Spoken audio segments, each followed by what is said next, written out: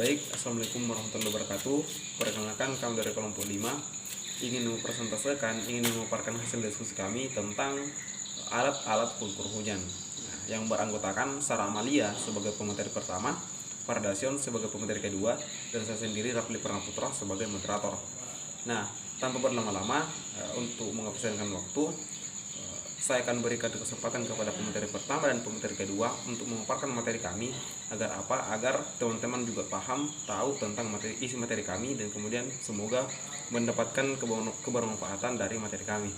Nah, tanpa mengurangi rasa hormat kami kepada waktu dan tempat pemateri pertama dan pemateri kedua, saya persilahkan. Assalamualaikum warahmatullahi wabarakatuh. Perkenalkan, nama saya Siti Sarah Amalia, NIM A01200002. Baiklah, di sini saya sebagai pemateri pertama.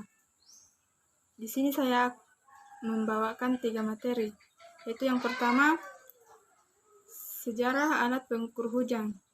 Dalam meningkatkan teknologi pertanian, Sejong berkontribusi pada ilmu astronomi dan meteorologi. Dia menemukan alfabet dan kalender untuk orang Korea dan memerintahkan pengembangan jam yang akurat. Ketika kekeringan melanda kerajaan, Raja Sejong mengarahkan setiap desa untuk mengukur jumlah curah hujan. Putranya, yaitu putra mahkota, yang kemudian disebut Raja Mujong, mewarisi inovasi Sejong. Mujong menemukan alat pengukur hujan saat mengukur curah hujan di istana. Dia memutuskan bahwa daripada menggali tanah untuk memeriksa tingkat hujan, akan lebih baik menggunakan wadah standar. Raja Sejong mengirimkan alat pengukur hujan ke setiap desa dan itu digunakan sebagai alat resmi untuk mengukur potensi panen petani. Sejong juga menggunakan pengukur ini untuk menentukan berapa pajak tanah petani yang seharusnya. Alat pengukur hujan ditemukan pada bulan keempat pada tahun 1441, 200 tahun sebelum penemuan Christopher membuat alat pengukur hujan atau pengukur hujan Ember Type pada tahun 1662 di Eropa. Selanjutnya yang kedua yaitu cara kerja alat pengukur hujan. Saat terjadi hujan, air hujan yang tercurah masuk dalam corong penakar. Air yang masuk dalam penakar dialirkan dan terkumpul di dalam tabung penampung. Pada jam-jam pengamatan, air hujan yang tertampung diukur dengan menggunakan gelas ukur.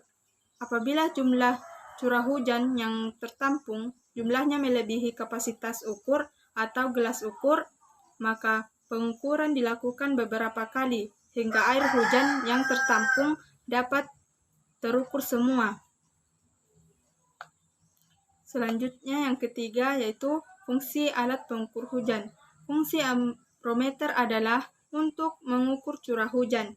Biasanya diletakkan dan dipasang di tempat yang memiliki sirkulasi udara dan tempat udara yang baik, sehingga alat ini bisa secara langsung menampung air hujan dengan cepat. Sekian, wassalamualaikum warahmatullahi wabarakatuh. Oke, baik, terima kasih. Di sini saya akan melanjutkan materi kami pada saat ini. Namun sebelumnya itu saya akan memperkenalkan diri saya terlebih dahulu. Jadi nama saya Fardaison, NIM A01205005. Jadi materi yang akan saya paparkan yaitu bagian-bagian alat pengukur hujan. Alat pengukur hujan terdapat 5 bagian utama dengan penjelasan sebagai berikut. Yang pertama, gelas ukur. Kedua, mempunyai fungsi sebagai pengukur curah hujan pada suatu wilayah. Ketiga, tabung penampung. Keempat, untuk menampung air hujan. Kelima, besi penyangga. Keenam, sebagai penopang alat amprometer. Ketujuh, mulut corong. Kedelapan, bagian untuk menyaring kotoran dan tempat masuknya air hujan. Yang kesembilan, valve atau keran. Yang terakhir, tempat keluarnya air dari tabung penampung. Kemudian berikut kelebihan. Kelebihan yang pertama yaitu dilakukan dengan secara langsung dan bisa mengamati hasil yang digunakan secara langsung. Kemudian kelebihan yang kedua itu menggunakan ukuran yang relatif akurat dan teliti. Kemudian yang ketiga, mencakup daerah yang berada di dekat alat tersebut diletakkan. Kemudian kelebihan yang terakhir itu pencatatannya dilakukan langsung atau pencatatan data lapangan. Kemudian kekurangannya.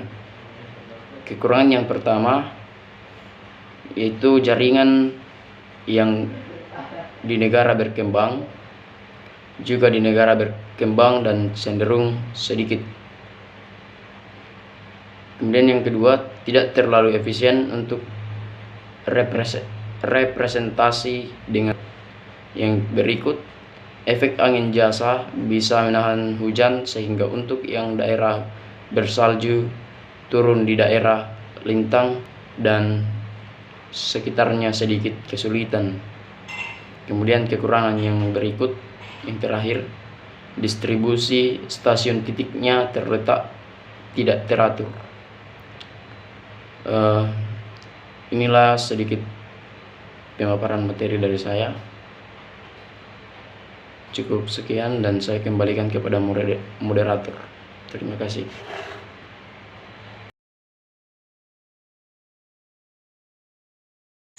Jadi baik, demikianlah pemaparan materi kami dari kelompok 5 tentang alat pengukur hujan.